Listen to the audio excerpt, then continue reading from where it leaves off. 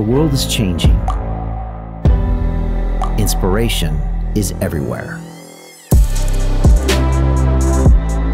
It has never been so easy to connect, share, and bring people together. We're learning from others and finding the best in ourselves. Challenging our beliefs. Sharing our vulnerability. Overcoming our fears. Transforming ourselves so we can transform the world. How far can we go? This is London Real. I am Brian Rose. My guest today is...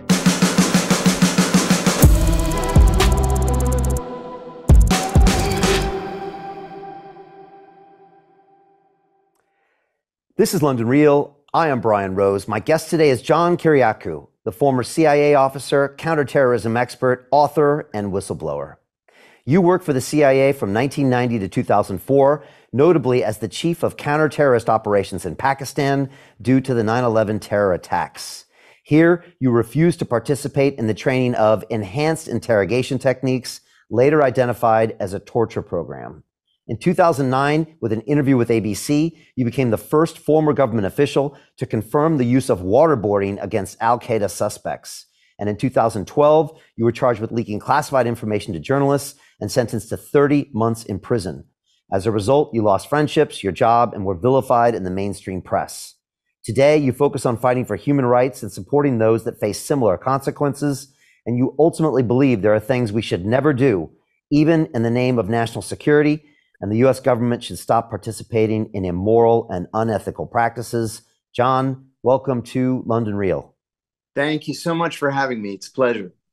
Looking forward to jumping into it. I think you once said, I'm a patriot. I love my country. I want it to succeed, but I think it's making a lot of mistakes. And I'd love to get your opinion on kind of what's happening in the world. I think I'll start off with a situation that's close to home over here, and that's the war in Ukraine. And I was just wondering, what is your take on what's happening there? We're 500 some days into it. The U.S. is pumping tons of money, tons of weapons into that. We recently saw this Wagner quote unquote coup happen. You know, you work for Sputnik Radio, and so maybe you know a few things about Russia that we don't. What is your take on the situation as we see it now? I've got a take that isn't terribly popular either at work or amongst my friends. My position is, look, if we're going to be supporters of peace, then we have to be supporters of peace. I understand why the Russian government took the decision to enter Ukraine. I understand that the United States was behind a coup, a soft coup in 2014. But if we're going to be peaceniks, then we have to oppose war, period. And so on the day of the invasion, I said on my radio show, which is on Sputnik Radio here in Washington, it's a Russian government-owned radio network. I said at the start of the show, I unequivocally oppose the Russian invasion of Ukraine, and I urge Russian troops to leave Ukraine immediately. With that said, I equally strongly oppose U.S. and NATO intervention in Ukraine.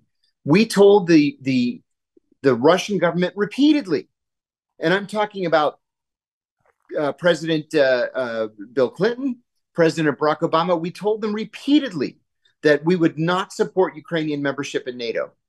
And we never meant that. We were lying to them to placate them. And so knowing that that was a Russian red line, we did it anyway. And we started talking to the Ukrainian government about entering NATO. We promised the Russian government that we would not allow NATO to expand to its borders. And we did repeatedly with the Baltic states, for example, and Poland. So to then point the finger at the Russians and say, this is all a result of Russian hegemony, of Russian imperialism, is disingenuous. I think at the very least, everybody should be sitting at the table and we should be trying to negotiate a settlement to this thing. Well, why do you think the Biden administration has seemed to go kind of all in on this war? Yeah. I mean, is it something as simple as, you know, it's easy to get reelected in wartime? As a matter of fact, I think there's almost like 100% correlation. Or is it much deeper? because they've really grabbed on to this. And, if it seems like one of their core platforms is that we are fighting for whatever reasons, and we're going to take this all the way. Not always the party of war in the past. And No. curious on why you think they did that. And was it obvious they would do that from the start? I think that's a very important question. And I think the answer is several-fold.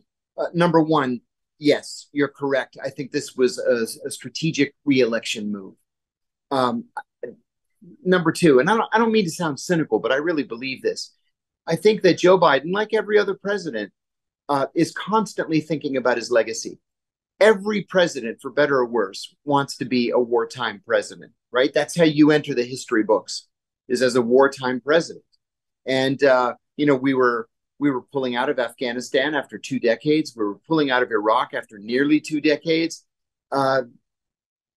What better way to make a name for yourself for generations to come than to take on one of the world's greatest powers in Russia, and to do it for what you say is the right reasons. So I think that's a part of it as well. And one of the things that's utterly perplexing to me is what you've just alluded to, and that is the flip that we've seen in the Democratic Party, where the Democratic Party used to lead demonstrations in the streets in opposition, for example, to the Vietnam War. It was the Democrats who came out in opposition to the little tiny mini war that we had in Grenada in the early 1980s. The only opposition to the first Gulf War was among a handful of Democratic senators. It was only Democrats that opposed the second Iraq War. Well, what happened? Why are the Democrats all in? And they're all in without giving long-term thought to how exactly we're going to pay for all this. And what does victory look like? Nobody's ever actually quantified what that's going to be. At what point do we declare victory and go home? Is it the utter defeat of the Russian military? Because that's never going to happen. The Russian military is 20 times the size of the Ukrainian military, and it has nuclear weapons. So again, what is victory? I think we should begin to temper our expectations, and whether we like it at this early stage or not, get everybody to the negotiating table. Yeah, what does victory look like? I think I had Colonel McGregor on a couple weeks ago, and he brought he's great. Yeah, he's fantastic. He brought that same question up, and you've heard it so many times throughout history. You asked that question about Vietnam, you asked that question about Iraq, you asked that question about Afghanistan. So many people have openly asked it, and yes, right now here we are, and you're like, well, what the hell does victory look like? I bet you couldn't even get an answer from that out of DC. And you've got the Republican side. People like Donald Trump, which I guess 10 years ago, you'd think this guy, of course he would want war. He's saying, the crazy thing is both Donald Trump and RFK, and I know you've had conversations with him, and we have as well. They both said, I could end this war with a phone call, and it's over. First of all, do you think that's true, John? Do you think both of those guys could end it with a phone call?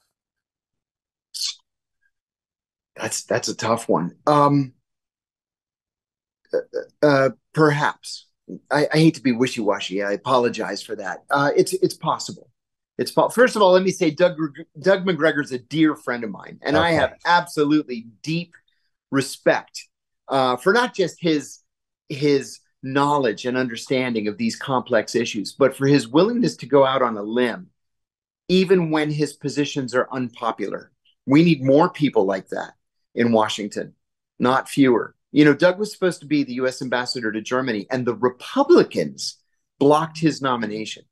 Now, how ridiculous is that? I don't want to get too far off topic, but I suppose it would be popular if the Russian side were able to trust an American leader, and I think that they would trust Donald Trump and Bob Kennedy on this issue. I think that could lead to some sort of a settlement. And how ironic is it? How odd is it that it's the Republicans who have begun saying, look, we can't afford this over the long term. This is not a cost that the American taxpayer should bear. This is not a war that we need to be involved in. It's a war of choice. Why aren't the Democrats saying that? Why do we have the likes of Alexandria Ocasio-Cortez supporting supporting appropriations for continued war, or Bernie Sanders, or Elizabeth Warren? I just don't understand the role reversal that we've seen in this war. It doesn't make any kind of sense to me. Yeah, and meanwhile, there's like hundreds of thousands of Ukrainians dying. Yes. There's tons of money being pumped in, and I want to ask you about your theories on the wartime economy, because it comes up here for sure. And then on top of that, I don't know what you see in America, but here in the UK, you see a massive mainstream media bias towards Ukraine. Oh my God. Victor. I mean, it's ridiculous. It's ridiculous. And I pull up the Guardian and the Times, and then I look at the New York Times sometimes, occasionally, I still do. And I just look at it and I'm just like, guys, I mean, if there's any tiny little bit of victory, they magnify it from the Ukrainians. And if there's any tiny slip in the Russians, they magnify it. Luckily, I get to talk to like guys like Jim Rickards and Colonel McGregor, and they're like, look, this is not the truth on the ground. No. And if you know that, you look at the media, and even the media can't sell me on it. So why do you think that's happening? And what do you see? Do you see the same thing? Oh, I absolutely see the same thing. And the worst offenders are the New York Times and the Washington Post. You just can't trust coverage in the New York Times and the Washington Post. Like you said, they'll take the smallest setback on the part of the Russians and blow it up to, the end of the war is at hand. They'll take the smallest victory by the Ukrainians and say that, this is David and Goliath. I can't tell you how many times I've seen that analogy. In fact, when the Ukrainians had set out to begin the counteroffensive, which was actually several weeks late, it was the Ukrainian military that predicted that by this point in the summer, they would have moved 60 miles inside Russian territory, and they would have divided the Russian military into two in Crimea. In fact, here we are months after the start of the counteroffensive. They've moved 5 miles inside Russian territory. They're nowhere near Crimea, and they have not split the Russian military. Well, that's a loss. That's not a victory. But what was the banner headline on the New York Times today? It was an analysis of how Vladimir Putin was almost overthrown in what they're now calling the Wagner coup. Well, there was no Wagner coup. It just never happened. It was an ill-fated march a third of the way to Moscow that the Russian government was able to negotiate out of, and the leader of this coup attempt has been exiled. So rather than to focus on made-up patriotic falsities, why don't we tell the truth, the real truth, and encourage an end to this conflict? Why do the major outlets in the American media have to be cheerleaders for American government policy? That just doesn't make any sense to me. It hasn't been like that in the past, at least not to this degree. But this is what we're up against, where you just can't find reliable news. Yeah, I've had Seymour Hersh on here, who used to work for the Times. And now when he comes out with his theory on the Nord Stream bombing, which I might get your thoughts on, they won't even talk or print what he's referring to. And they make some other story up. And you spent a lot of time in the CIA, and about PSYOPs, and about surveillance. When you look at the New York Times, how do you explain that to yourself? Is there someone at the top that just says, we take the left narrative and we magnify it? It can't be that simple. Or do they really believe in what they're doing? No, it's not that simple. Okay. Yeah, they do believe in what they're doing. And you know what? I'm going to answer your question with a short story. My last job at CIA headquarters was as the executive assistant to the CIA's deputy director for operations.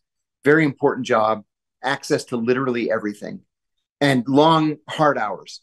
So I had hit a lull in my day. My boss was off in a meeting, and I kind of kicked back in my chair like this, and I was looking out into the hallway, and I was just relaxing momentarily, looking out into the hallway, and Bob Woodward walked past my office. Bob Woodward being the famed, acclaimed Washington Post senior investigative reporter. And my brain didn't believe what my eyes had seen. So I said to the secretary, "Hey, was that Bob Woodward that just walked past the office?" And she said, "Yeah." I said, "Without a security escort, Bob Woodward is just walking the halls of CIA headquarters." And she said, "Oh, you didn't see the director's email?" And I said, "No." She said, "Yeah, they gave him free rein. He's writing a book, and we've all been ordered to cooperate with him." Well, I refused. I mean, like, one of the holy of holies at the CIA is that you never, ever talk to the media for any reason. Well, I came to learn that, of course, you talk to the media when you know the media are willing to carry your water for you. You know exactly who to leak to, and who you're going to leak to are Bob Woodward at the Washington Post, Joby Warrick at the Post, David Ignatius at the Post, and a half a dozen people at the New York Times. And then there are a couple of other people, you know, NBC News and the LA Times and Wolf Blitzer at CNN, because they're going to report exactly what you want them to report. So it's not as clear cut as most Americans believe. I'll give you another example. I was only on the job for a couple of weeks. This was in 1990. And I saw Wolf Blitzer walking the halls with a camera crew, no less, and no security escort. And he was doing a stand-up with his microphone right in front of a sign that said CIA Historical Intelligence Collection.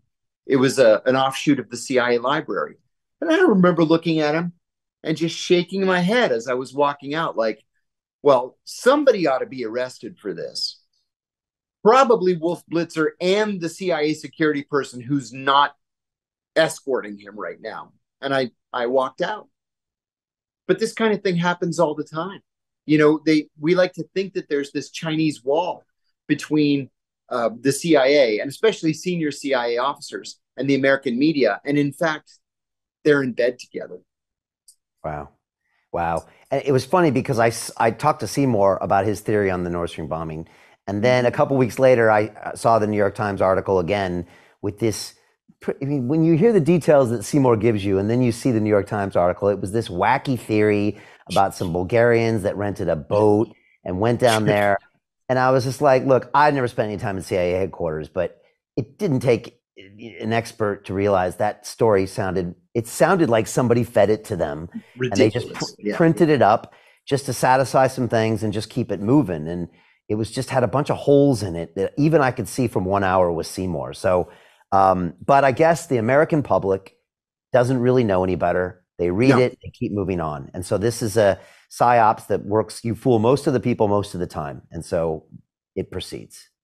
One of my closest friends used to be a boss of mine when I was on a 2-year rotation to the State Department. So he's a very senior former State Department official. In fact, I'm going to have dinner with him tonight. And when this explosion took place on the Nord Stream pipeline, I called him and I said, we had to have done this, right? I mean, it couldn't be anybody else. It had to be us. And he said, no, the Russians did it. And I said, you think the Russians blew up their own pipeline?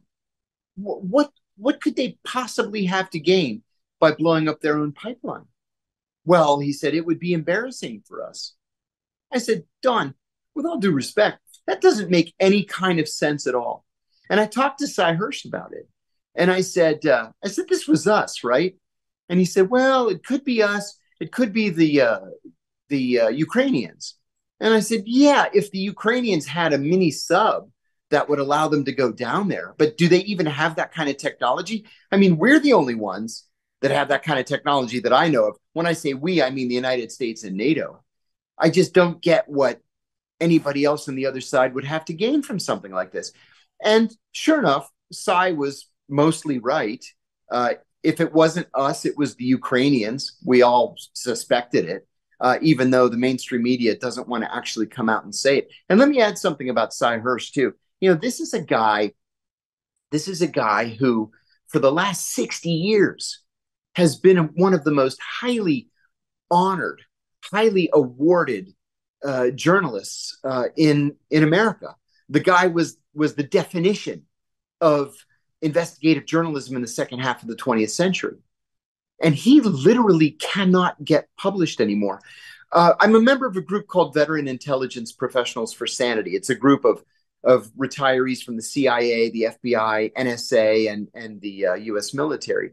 And we give an award every year called the Sam Adams Award for Integrity in Intelligence. We gave the award to Cy in 2017, and he complained then that he was under such pressure from the mainstream media here in the United States that the only place he could get his pieces published was in the London Review of Books, which is great. It's highly respected, but nobody reads the London Review of Books. They might have a few thousand subscribers.